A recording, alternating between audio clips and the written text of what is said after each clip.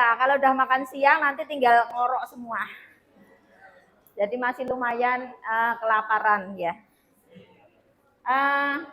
Saya melanjutkan kuliah tadi pagi ya. Kalau tadi pagi tentang anatomi hidung. Nah, kita lebih dalam lagi ya bahwa tadi kalau secara anatomi kan melihat ruang-ruangnya. Nah, sekarang melihat yang pertama adalah di hidung itu bagian terluarnya itu adalah mukosa. Mukosa itu beda sama kulit. Kira-kira kuat mana mukosa sama kulit? Kuat kulit ya. Tapi semuanya punya pertahanan sendiri-sendiri ya, beda-beda. Nah, sekarang terkait dengan pertahanan diri. Bisa nggak ngasih contoh tumbuhan apa yang bisa melakukan pertahanan diri? Apa? Kaktus. Dengan pakai apa? Duri. Terus tumbuhan apa lagi? Apa? Ngapain ya bunga mawar?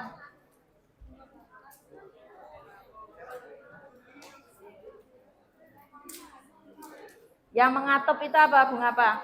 Tumbuhan apa? Putri malu, ya. Itu aja tumbuhan, ya. Tumbuhan itu kan levelnya jauh ya sama kita. Naik dikit. Hewan. Tahu nggak contoh pertahanan diri hewan? Terenggiling, terus jadi bola. Terus apa lagi? Hah? Ngapain? Bunga mimiki. Terus apa lagi? Cicak. Apa? Ekornya diputusin ya, biar banyak ya. Ada yang pura-pura mati. Ada yang cumi-cumi, tahu cumi-cumi? Ya. Nyemprotkan tinta, ya. Jadi tumbuhan, hewan itu punya pertahanan diri. Nah, kira-kira manusia punya enggak? Punya banget. Karena apa? Kita ini hidup di alam ini, itu banyak musuhnya. Ya enggak? Contohnya apa musuhnya? Apa? Virus. Terus apa lagi? Bakteri. Terus apa lagi? Jamur. Terus apa lagi? Cacing. Apa lagi? Bahkan cuaca aja kadang ada musuh, ya enggak? Ya, cuaca yang ekstrim panas. Ya, pernah dengar orang haji yang apa namanya itu? Heat stroke. Ya. Sebaliknya di cuaca yang sangat dingin. Ya, jadi kita ini hidup ya. Kalau temannya bersin itu bilang apa didoakan ya. Alhamdulillah, kok malah diketawain. Itu nanti juga masuk di materi kuliah loh, tenang aja. Ya. Jadi kita juga punya pertahanan, ya. Nah, salah satu pertahanannya itu adalah nanti di rongga hidung. Karena apa? Karena kalau pertahanan rongga hidung itu nggak bagus, itu bisa mudah terkena penyakit. Salah satu contohnya apa? Flu. Terus apa lagi yang kemarin tuh ngetren? Corona, ya. Corona itu penularan yang utama itu adalah melalui mukosa hidung, ya. Makanya itu penting nggak? Penting, ya. Pengetahuan tentang itu penting. Nah, oke, makanya kita nanti akan belajar tentang mekanisme dari epitel mukosa hidung itu bagaimana dia yang optimal supaya dia selalu bisa melawan atau survive dari ancaman dari luar, ya. Oke, kita lanjut.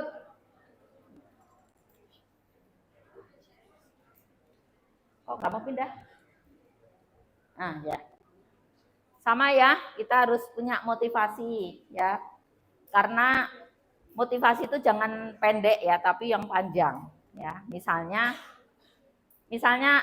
saya kasih contoh Anda belajar ini gitu ya. Motivasinya jangan cuma pendek. Wah, biar nanti dapat A ya, atau lulus jadi dokter itu agak panjang lagi ya. Tapi mungkin motivasinya lebih tinggi ya.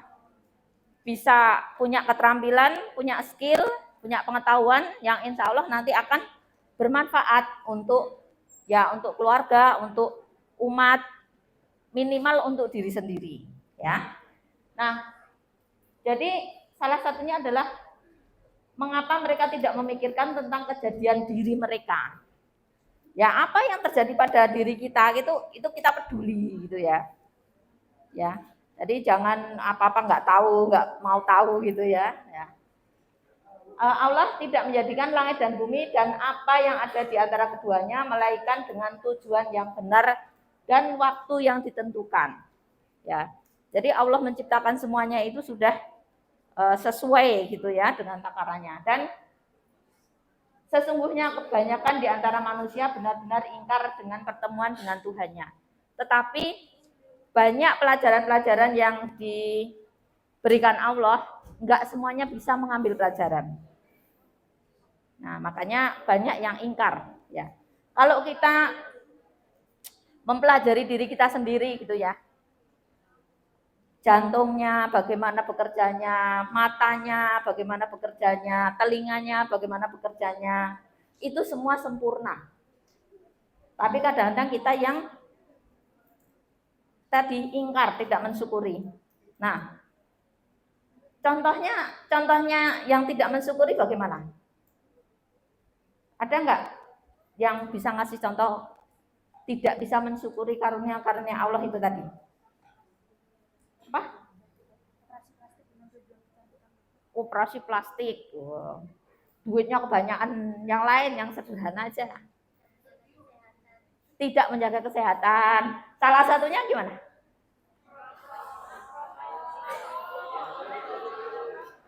Ya, padahal orang di mana-mana pengen udara yang segar apa yang penuh asap? Ya, yang segar. Tapi malah dia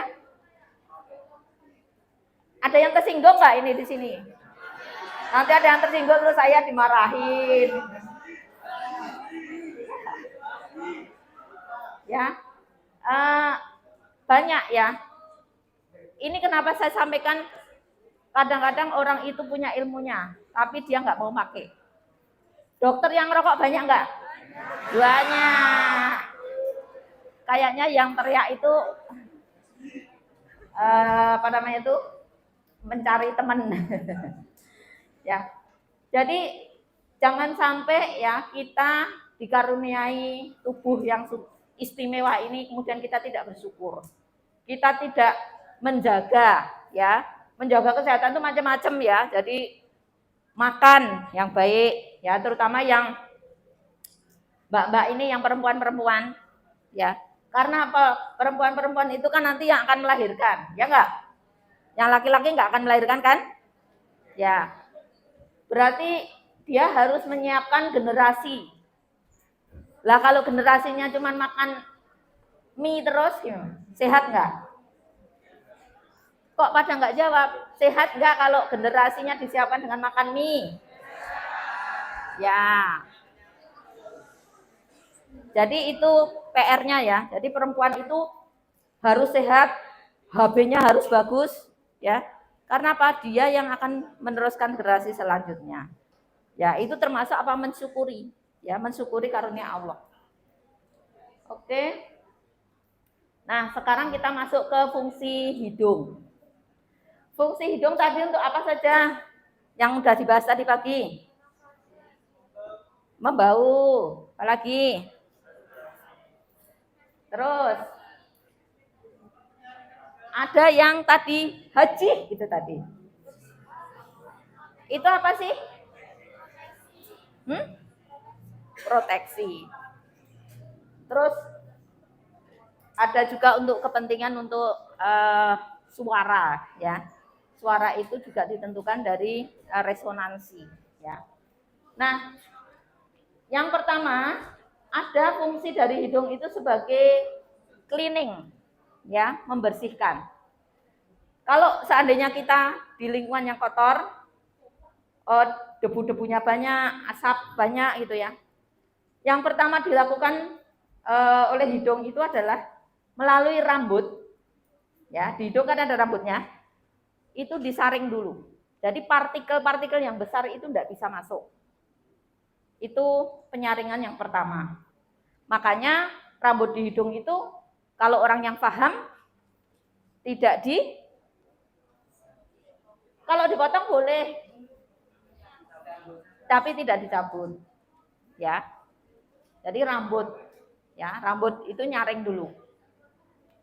Kemudian kalau udah terlanjur masuk, tadi juga bisa dibersihkan, ya. Seperti tadi mbaknya itu mungkin ada partikel yang masuk, ya, terus langsung gitu, ya. Itu untuk ngusir, ya.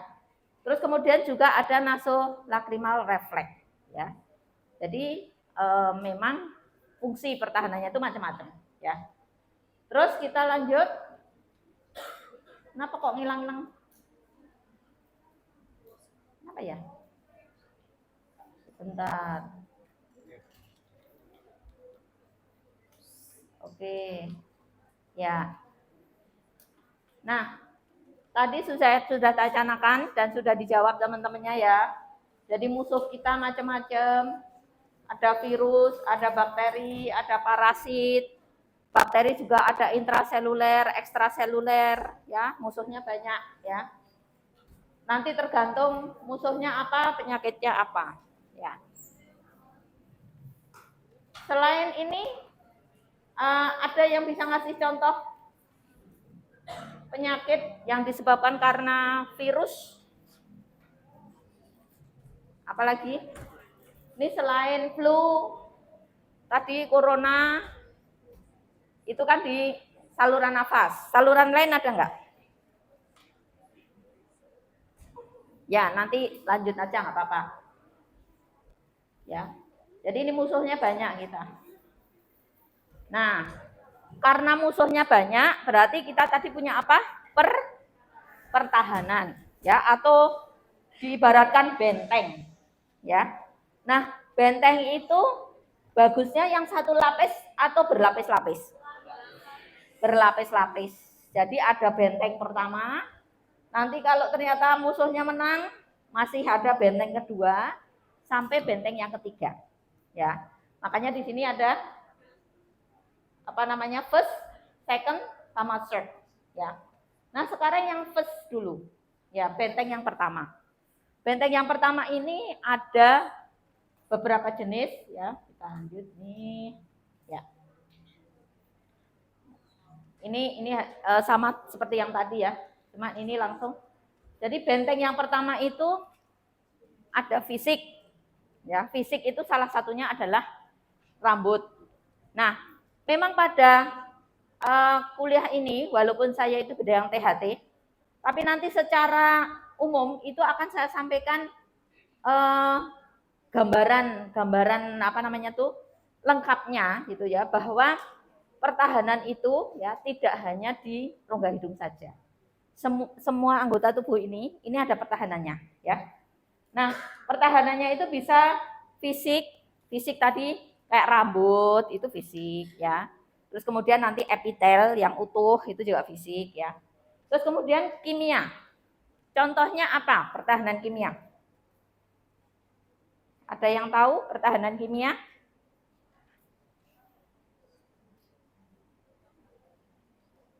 Halo? Nggak tahu, Mbak? Nggak tahu? Nggak apa-apa. Terus satu lagi pertahanan biologi. Kalau pertahanan biologi apa? Ada yang tahu nggak?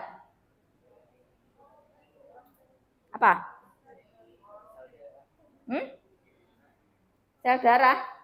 Biologi luar dulu, jangan masuk-masuk. Kulit ada apanya? Nah, ini dia. Jadi ada bakteri itu yang bakteri itu enggak semua bakteri itu jelek ya. Jadi jangan berpikir bahwa semua bakteri jelek itu enggak.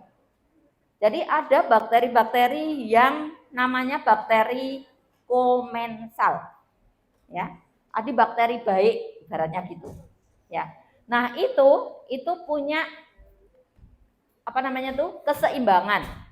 Ya, kalau jumlahnya segitu tuh normal, ya, normal. Makanya namanya flora normal. Dia ada, itu bukan penyakit. Gitu ya. Jadi seperti itu. Nah, terus ya nanti ini yang pertahanan pertama, nanti ada pertahanan kedua dan ketiga. Memang nanti pertahanan kedua dan ketiga itu akan disampaikan kepada Anda pada blok imunitas. Di blok berapa itu imunitas sekarang? Belum hafal? Belum dilihat jadwalnya? Ya, tapi nanti akan ada blok imunitas ya. Oke. Nah, sekarang kita balik ke lini pertahanan pertama. Tadi saya sampaikan bahwa pertahanan itu bukan cuma di hidung aja. Yang pertama adalah yang paling kelihatan ya, itu di kulit. Ya, ini dikatakan ya skin. Skin ini ada pertahanan mekaniknya, kemudian ada pertahanan kimianya. Jadi di kulit itu ada apa namanya? Asamnya ya. Yang kemudian asam itu kan kimia kan, yang menyebabkan bakteri itu mati. Gitu ya, bakteri yang tidak dibutuhkan itu mati. Kemudian yang tadi disampaikan itu adalah mikrobiologi. Ya, flora normal itu adalah pertahanan biologi, ya. Nah, selain kulit ada apa ini? Mukosa saluran makan. Ya. Jadi walaupun ini apa namanya saya bahas yang lengkapnya itu di mukosa hidung, tetapi kalian harus tahu bahwa pertahanan itu enggak cuma mukosa hidung.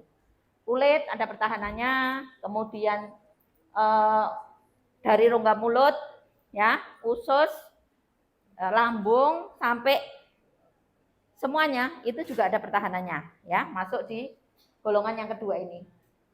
Terus kemudian ini, ya, paru-paru, ya, paru-paru itu pertahanannya mulai dari nanti yang kita bahas di rongga hidung, ya. Terus kemudian juga ada ini mata, ya, hidung, rongga mulut, bahkan telinga. Semua ada pertahanannya. Kalau mata, pertahanannya apa? Apa? Yang fisik dulu. Nah, alis mata, bulu mata, kelopak mata, itu semua pertahanan fisik. Kalau mau ada sesuatu yang masuk, kita kan langsung ya, refleks nutup. Makanya kalau yang mungkin yang tahu apa namanya itu ilmu make up gitu ya, alis itu kan nggak dicukur ya, karena itu juga rambutnya itu ada perlindungannya, ya. Jadi bukan hanya cantiknya aja enggak gitu ya, tapi di situ ada fungsinya. Rambut itu ada fungsinya, termasuk rambut di alis, rambut di apa namanya, idep itu apa bahasa bulu mata ya, seperti itu. Terus telinga, pertahanannya apa? Ada apa? Serumen.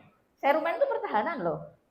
Serumen itu melindungi, yang pertama melapisi secara fisik, yang kedua dia ada antibakterinya, antimikrobanya.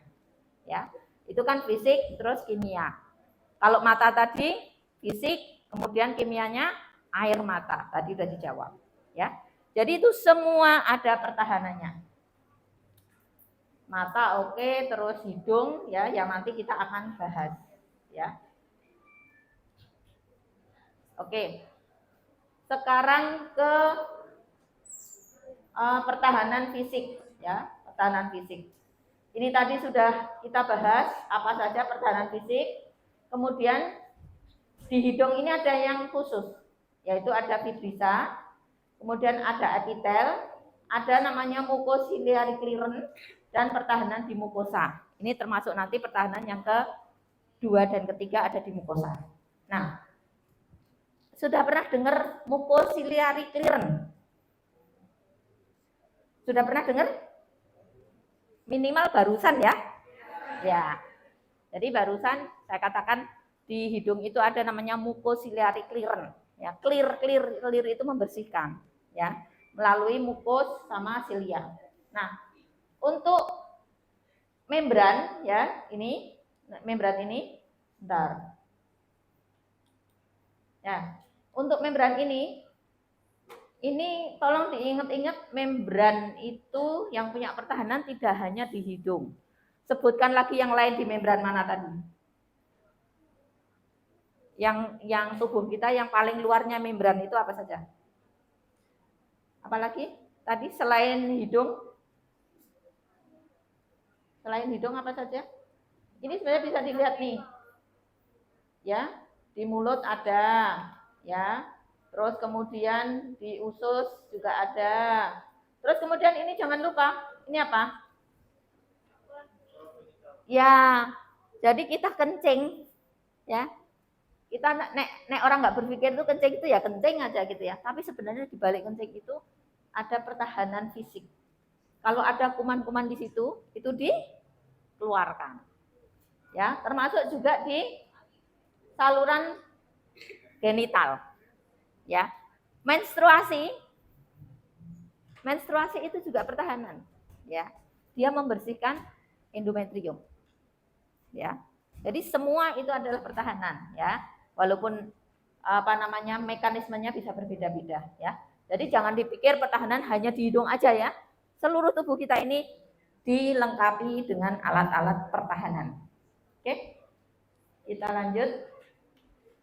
Kalau tadi secara fisik, sekarang kita lanjutkan pertahanan secara kimiawi. Ya. Nah, pertahanan kimiawi yang pertama itu adalah pH. Ya, makanya kalau dulu SMA itu kan ada percobaan dengan pH gitu ya. Kira-kira yang membunuh kuman itu pH tinggi atau rendah? Rendah, ya, oke. Contohnya di mana aja yang pH-nya rendah? Yang paling rendah mana? Lambung yang paling rendah, ya. Jadi kalau misalnya makan apa yang kotor-kotor itu, kenapa kita nggak sakit? Karena sama asam lambung itu kumannya itu kena asam lambungnya mati, ya. Kan ada tuh anak kecil-kecil jorok gitu ya mungkin kan nggak mati, ya. Karena apa? Masih ada pertahanan di situ. Terus tadi selain lambung apalagi? Yang pertahanan kimia mah apalagi? Kulit. Kulit ini juga ada pH-nya tertentu, ya. Terus apalagi? Apalagi? Selain apalagi? Vagina. Ya, vagina itu juga ada pH-nya tertentu. Ya, makanya itu juga tidak boleh kalau misalnya diberikan obat-obat tertentu sehingga dia pH-nya jadi berubah. Itu justru nanti malah jadi penyakit. Ya. Nah, selain pH, itu kita punya molekul-molekul. Ya.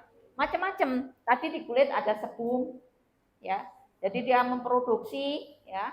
Terus kemudian ada imunoglobulin A, ya. Ada lisosim, ya. Jadi di usus ada, di rongga hidung ada, di mata juga ada, di saliva juga ada, ya, pertahanan kimianya ada semua. Kemudian ini ada pepsin, ya, ada beta defensin, ya, ada mukosa. Jadi itu semua adalah pertahanan secara kimia. Nah, ada juga yang pertahanan itu enggak murni, ya. Ada fisika, ada kimia, itu ada yang kerja bareng. Ya. Namanya fisiko-chemical. Ya. Jadi enggak sendiri-sendiri, enggak. Kadang-kadang mereka bekerja sama gitu, ya. Ini pertahanan tadi secara kimia. Ya. Nah, ini pertahanan secara biologi. Ya.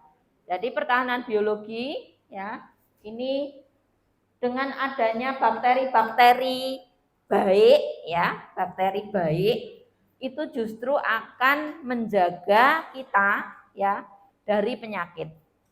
Ya. Kalau misalnya bakteri baik ini terlalu dimusnahkan, maka justru terjadi ketidakseimbangan dan kemudian itu bisa memicu timbulnya penyakit. Salah satu contohnya gini, ada yang suka kumur-kumur pakai obat kumur, ada enggak? Itu sebenarnya bolehnya boleh, tapi tidak boleh kalau berlebihan.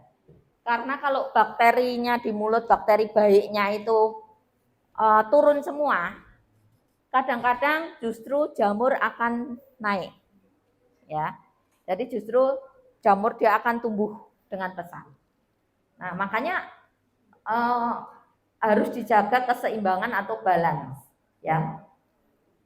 Jadi di sini ya ada banyak, ya. Kalau misalnya di rongga hidung, ya, ini jenis-jenis yang konsentrasinya berbeda, ya. Kalau misalnya di hidung bagian anterior dengan di konka, dengan di nasofaring, itu masing-masing konsentrasinya akan berbeda dan itu semuanya balan atau seimbang, ya.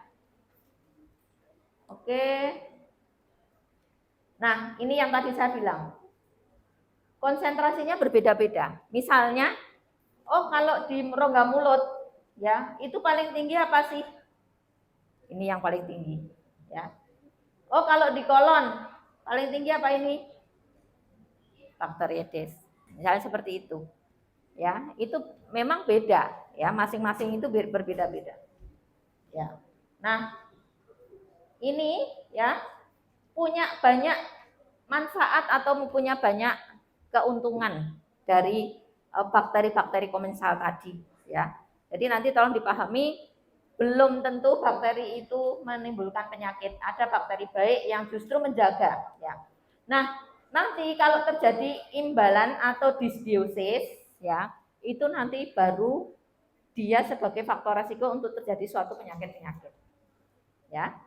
Jadi belum tentu semuanya jelek. Nah, ini juga ya berkaitan dengan COVID gitu ya. Ada perubahan-perubahan mikrobiota yang kemudian seseorang itu sama-sama kena kuman gitu ya. Itu bisa jadi yang satu sakit, yang satu bisa nggak sakit. Ya, bisa berbeda-beda.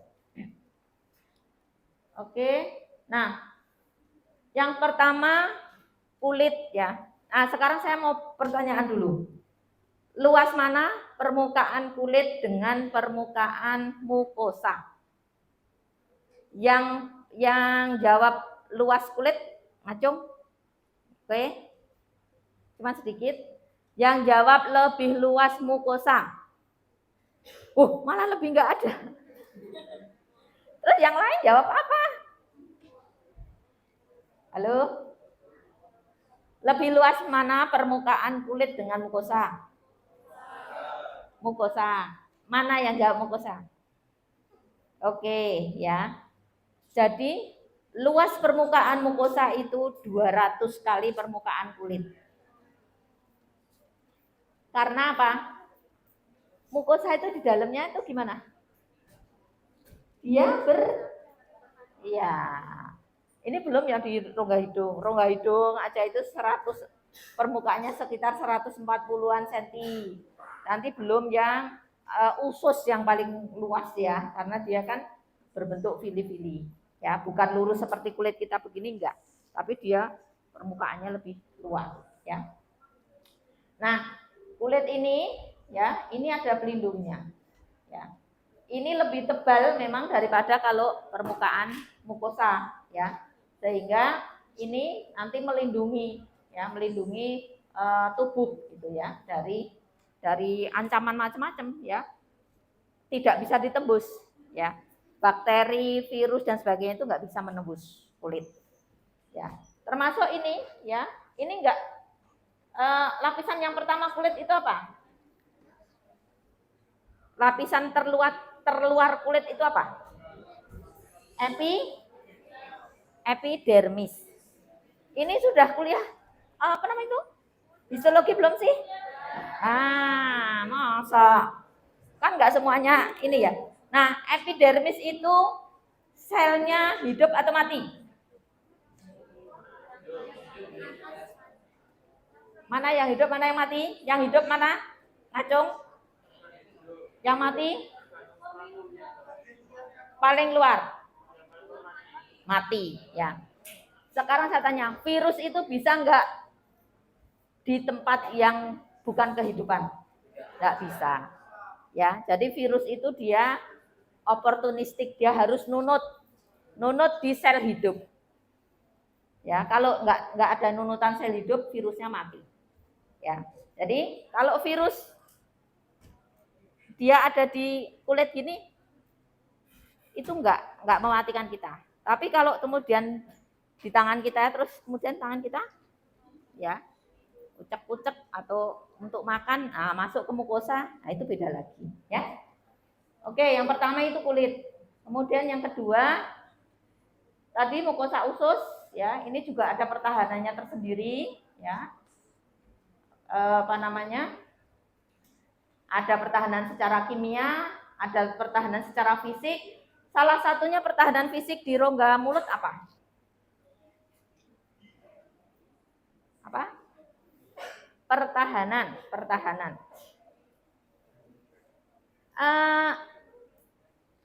Apa? Mulut itu, dari mulut bisa masuk ke lambung, itu ada proses apa namanya? Peristaltik. Makanya kalau misalnya pernah nggak ada kasus, dengar ada kasus mbak-mbak pakai jilbab, dulu kan suka pakai apa nih, jarum pentul, tapi digigit gitu, terus diajak ngomong sama temennya, "Lup, ketelen." Itu nyocok di usus nggak? Nggak nyocok. Karena apa? Karena ada peristaltik.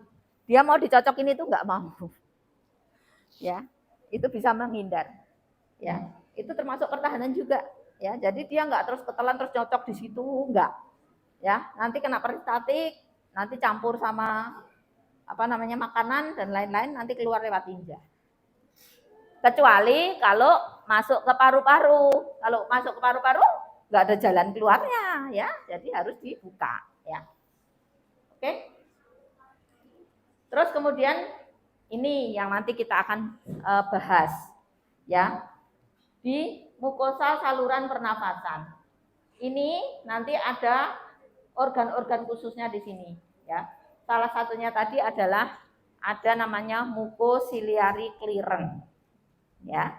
Itu khusus, ya, ada di rongga hidung, ya.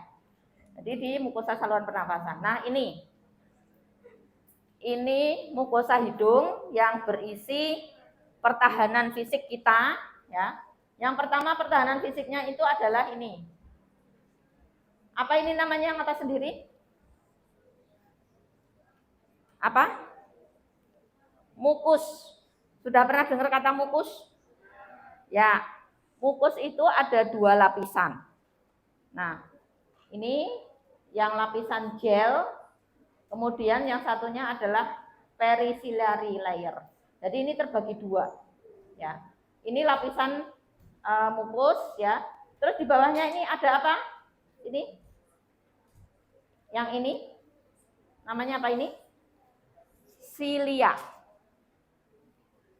Sekarang pertanyaannya, apakah silia hanya ada di rongga hidung? Di mana lagi yang lain? Ya, oke. Jadi ada juga di salping, ya. Jadi itu apa namanya? Untuk pergerakan sel telur. Ya. Ya, jadi tidak hanya di rongga hidung. Nah, termasuk silia ini ada dikriteriakan jadi 2. Yang satu yang motil, yang gerak, yang satu yang non motil. Yang non motil itu ada di otak. Ya, itu juga ada, ya. Nah, Tadi pertahanan pertama silia, terus kemudian turun di bawahnya, pertahanan pertama mukus, bawahnya ini ada silia. Terus kemudian ada ini namanya epitel. Ya, epitel ini ya. Ini kalau dibesarin ya, ini ada namanya T junction. Jadi T junction itu nanti menentukan apakah bakteri, virus, alergen itu bisa nembus atau enggak. Kalau dia terjadi permeabilitas yang meningkat, melebar, kira-kira mudah ditembus enggak? Ya, jadi mudah ditembus. Ya. Tapi kalau misalnya yang normal, dia itu bentuknya raket, ya apa? Erat, ya, bertautan erat, seperti ini. Ya, kalau seperti ini, nah tentu saja dia akan sulit untuk ditembus. Dan mukosa ini ya, ini di semua rongga sinus ini ada ya. Semua rongganya dibatasi paling luar itu oleh mukosa. Nah, ini mukosa hidung. Nah, terus ada satu lagi yang namanya physiological barrier. Jadi tadi ada 3 apa saja? Fisik, kimia, biologi. Nah, yang ini fisiologi. Ya, physiological barrier. Termasuk salah satunya batuk. Batuk itu penyakit atau gejala? Gejala, ya. Jadi itu gejala termasuk juga pertahanan tubuh. Termasuk tadi bersin, batuk itu adalah pertahanan tubuh, ya. Supaya apa? Supaya paru-paru enggak kemasukan sesuatu, dia batukkan. Kemudian supaya pergi dari rongga hidung, dia bersinkan. Nah, sekarang kalau diare, kenapa terjadi diare? Makan pedes. Bagaimana mekanisme pertahanannya untuk diare ini?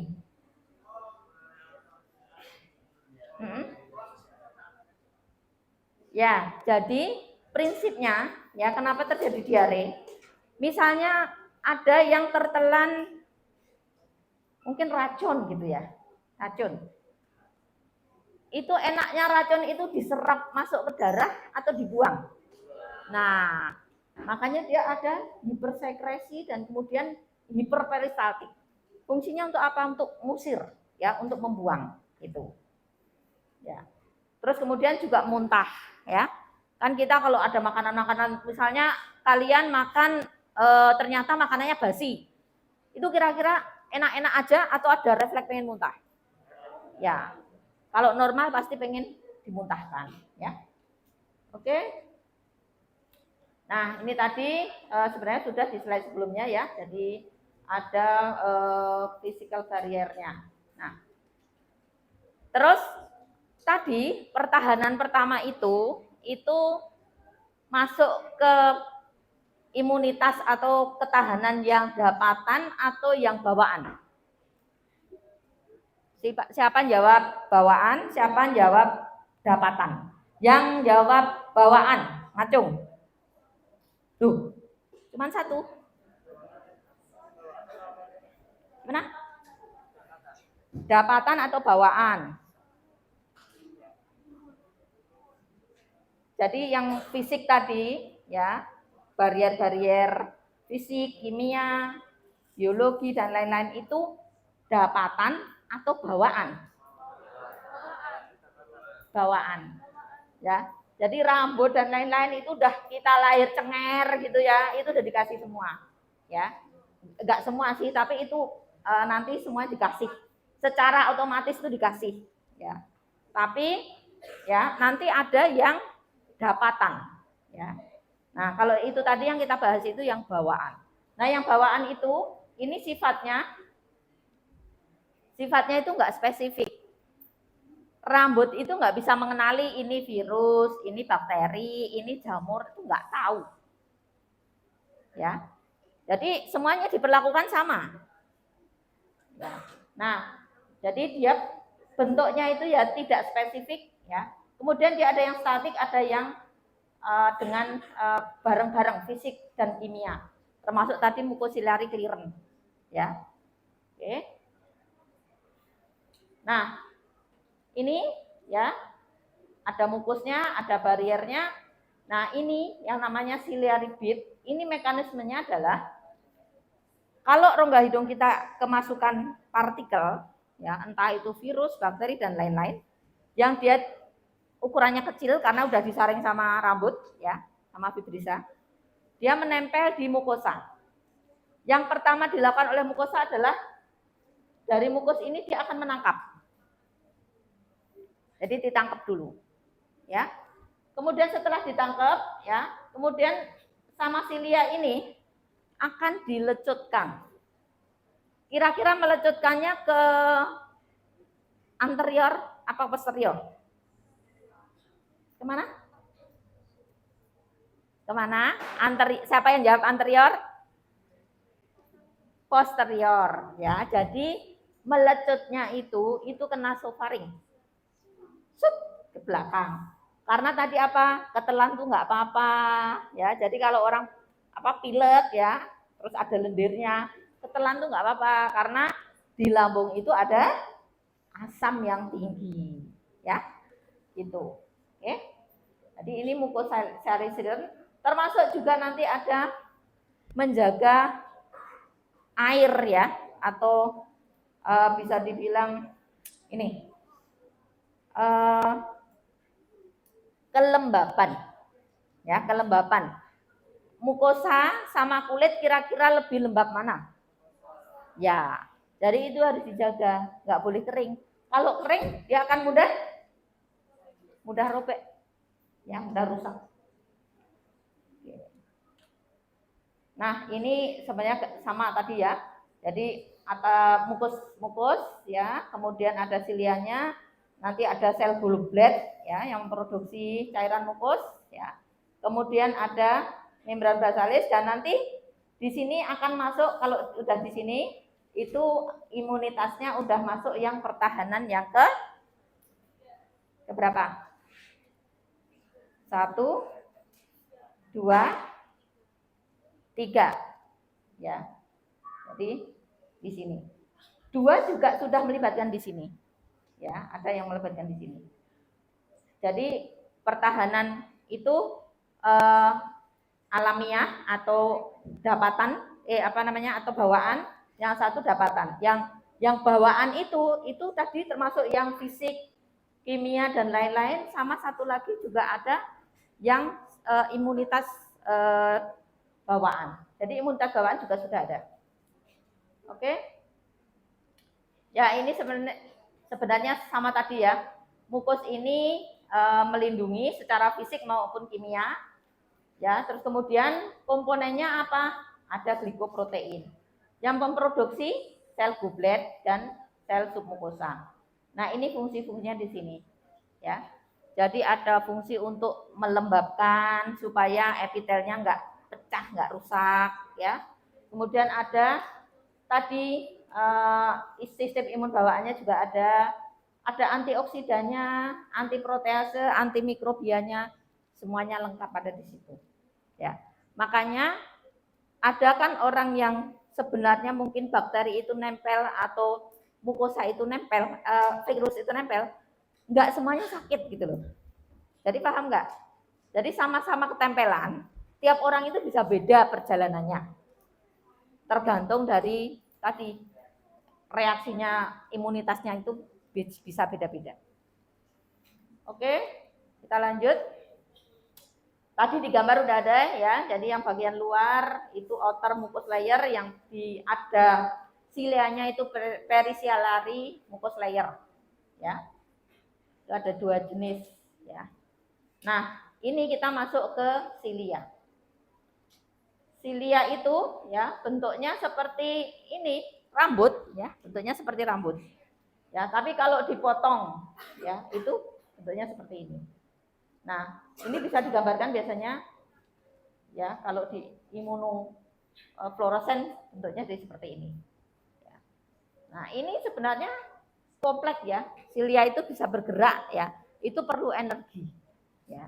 Jadi tidak gerak sendiri, tapi dia perlu energi. Ya. Nah, ini ya bentuknya seperti rambut. Ya, kemudian ada yang tadi motil sama non motil. Ya. Nah, yang motil ini apa namanya?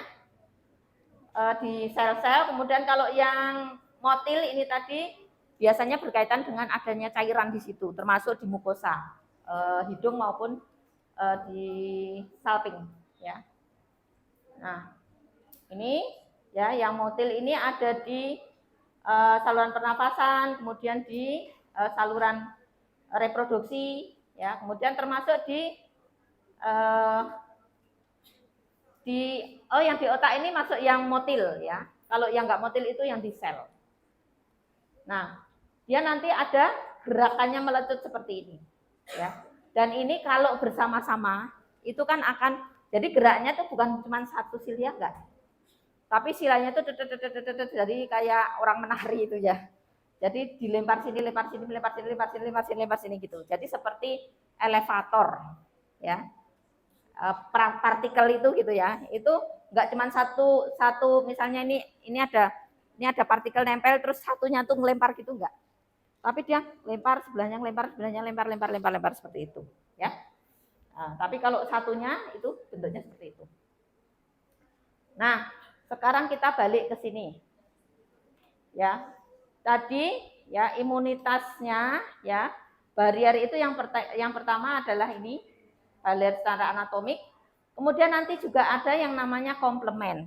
Ya, cuma ini nanti akan dibahas ketika masuk ke blok imunitas ya, karena ini masih awal ya. Nanti bingung kalau sudah bahas ini. Nanti ada komplement, kemudian ada imunitas bawaan, baru kemudian imunitas yang adaptif. Ya, ini nanti semua akan dibahas di blok imunitas. Ya, tapi secara umum kita tahu seperti ini. Nah, ya ini sebenarnya sama ya. Tapi kalau ini tadi yang secara pertahanan pertama, ini masuk ke pertahanan yang kedua dan ketiga itu masuk di sini. Ya, sudah masuk di sini. Ya, termasuk nanti misalnya ada pengaktifan limfosit B dan sebagainya. Ya. Nah, terus ini yang namanya komplement. Komplement itu adalah protein ya yang diproduksi oleh hepar. Ya, dan kemudian dalam bentuk sebenarnya tidak aktif. Kalau ada ancaman dan sebagainya, nanti dia baru akan diaktifkan dengan kaskade tertentu. Ya, jadi ada proses-prosesnya. Ya, macam-macam. Tapi ini masih nanti ya. Nah, sistem imun itu sendiri ya secara keseluruhan itu terbagi dua, primer sama sekunder. Ya. Kalau yang primer itu di timus sama di sumsum tulang. Jadi di sini timus sama di sumsum tulang. Nah, kalau yang sekunder ya itu di nodus limfatikus, di lien maupun di mukosa. Ya. Yang tadi kita bahas itu adalah yang di mukosa ini. Nah, contohnya apa kalau yang di nodus limfatikus? Ada yang bisa ngasih contoh pertahanan di nodus limfatikus? Apa? Pernah nggak mengalami tangannya atau kakinya luka? Terus ketiaknya benjol, sakit. Pernah nggak? Sariawan, terus lehernya benjol. Itu adalah pertahanan melalui kelenjar getah bening atau limfonodi. Ya. Oke. Nah, ini imunitas bawaan ya, yang nanti ini levelnya ya, kalau tadi level yang pertama, ini sudah masuk level yang kedua ya. Ini nanti ada makrofag, neutrofil, eosinofil, mastosit, dendrosit. Semua kalau misalnya tadi ya ngelewatin mukusnya ketembus, epitelnya ketembus, akhirnya kan masuk ke lamina propria dari mukosa, ya. Karena udah ketemu semua pertahanannya. Nah, kemudian nanti akan mengaktifkan ini. Kalau kita kemasukan benda asing, ya, barang-barang asing, bakteri dan sebagainya, itu tubuh akan merespon, ya. Ini melalui pertahanan masing ini yang masih yang bawaan. Jadi sudah dibawain gitu ya. Ya. Nah, nanti ada yang modelnya adaptif. Ya. Nah, kalau adaptif ini nanti lebih kompleks, ya. Jadi yang adaptif ini nanti akan melibatkan sel B maupun sel T. Ya, ini juga nanti akan dibahas di blok imunitas, ya. Jadi kalau di awal ini memang kita lebih konsen untuk di pertahanan di lini pertama, ya. Tapi secara umum Anda pola pikirnya itu harus paham, ya. Walaupun belum tahu secara mendetail gitu ya, tapi harus paham, ya. Nah, ini tadi ya, ini sudah masuk pertanyaan pertama, terus ini yang adaptif. Kalau yang ketahanan yang bawaan itu prosesnya cepat, sedangkan kalau yang imunitas ini lambat, karena perlu namanya pengenalan. Kalau yang tadi bawaan itu dia nggak mengenali, ini bakteri, virus dan lain-lain itu responnya sama. Nangkep ya nangkep aja mukosanya, ngelecet yang ngelecet aja. Enggak kalau misalnya virus ngelecetnya kenceng, kalau bakteri ngelecetnya pelan-pelan itu enggak. Jadi semuanya sama. Tapi kalau udah masuk ke yang adaptif ini, mekanismenya akan lain. Respon terhadap infeksi beda, respon terhadap sel kanker beda, ya. Tubuh akan merespon semuanya secara berbeda-beda. Oke, nah sekarang kita masuk yang terakhir-terakhir. Itu adalah integrasi penelitian di dalam pengajaran. Kalau tadi saya ngasih motivasi untuk jadi dosen, yang sekarang ngasih motivasi untuk jadi peneliti. Ya. Jadi saya sekarang sedang melakukan suatu penelitian. Ya, penelitian itu dimulai misalnya saya meneliti tentang ekstrak binahong ya, karena binahong itu latar belakangnya apa? Karena binahong itu tumbuhan yang banyak sekali ada di Indonesia. Sudah dipakai di beberapa daerah sebagai obat-obat tradisional. Cuman kan kita itu kalau di dunia kesehatan kan nggak bisa, misalnya, oh saya minum binahong terus saya sehat itu sebagai apa ya? Semua orang itu pasti seperti itu enggak? Kan harus ada bukti-buktinya. Ya, kayak obat tradisional itu kan tidak bisa kalau misalnya tidak dibuktikan secara ilmiah. Nah, proses pembuktiannya itu bertahap atau pakai roadmap. Oh, belum selesai ini. Nah, roadmapnya itu pertama itu kita harus meyakin dulu obat itu beracun atau enggak, toksis atau enggak terhadap sel tubuh. Ya, jadi diuji toksisitas. Kemudian diuji secara preklinik. Diujikan pada hewan itu responnya bagaimana. Nanti kalau sudah masuk diujikan pada orang sehat. Responnya bagaimana terhadap orang sehat. Nanti yang terakhir uji klinik itu pada pasien. Dan yang terakhir lagi adalah pos. Ya, jadi obat itu kalau sudah dirilis pun, setelah dirilis pun harus ada evaluasinya. Ya. Jadi itu adalah suatu contoh, jadi roadmap dari suatu penelitian seperti itu.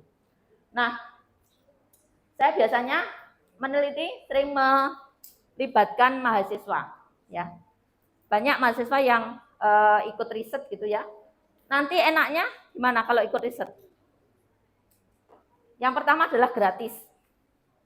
Ya, kemarin saya penelitian yang uji coba ke hewan coba tikus ya, diberikan anti alergi itu habisnya mungkin sekitar 40 juta. Itu nggak bayar. Ya. Jadi dia membantu aja proses penelitiannya dan tidak keluar uang. Nanti bisa pakai hasilnya itu untuk melakukan publikasi seperti ini. Nah, kalau bisa publikasi, dia nama pertama itu tidak ujian KTI. Enak nggak? Jadi bisa lulus apa namanya punya cicilan duluan, nggak usah ikut ujian KTI. Sudah ada beberapa contohnya seperti itu. Ini termasuk Mas Ihsan ini ya. Ini tidak ujian KTI ya. Karena apa? Karena dia sudah nulis kemudian dipublikasikan ikut di UMY Grace. Ya, kan kita ada UMY Grace. Tidak terlalu sulit dan nanti biasanya dia buat saya koreksi gitu. Jadi bukan buat sendiri terus langsung dipublish enggak. Jadi buat dikoreksi. Nanti kalau udah keterima dia seperti ini, dia nggak ikut ujian gitu ya. Ya. Nah, mungkin itu ya yang saya sampaikan. Nah, ini ya riset saya yang dapat dana hibah dari UGM. Ya, kemudian yang ini adalah disertasi saya nanti untuk disertasi untuk S3 saya. Saya masih ongoing penelitiannya. Jadi kalau misalnya Anda ada yang punya gejala rinitis alergi, sering pilek, sering bersin-bersin pagi hari, nanti bisa ikut jadi responden. Dapat obat cuci hidung gratis, dilatih cuci hidung,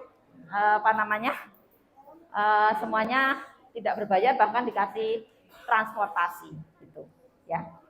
Ya, oke, mungkin itu yang saya sampaikan.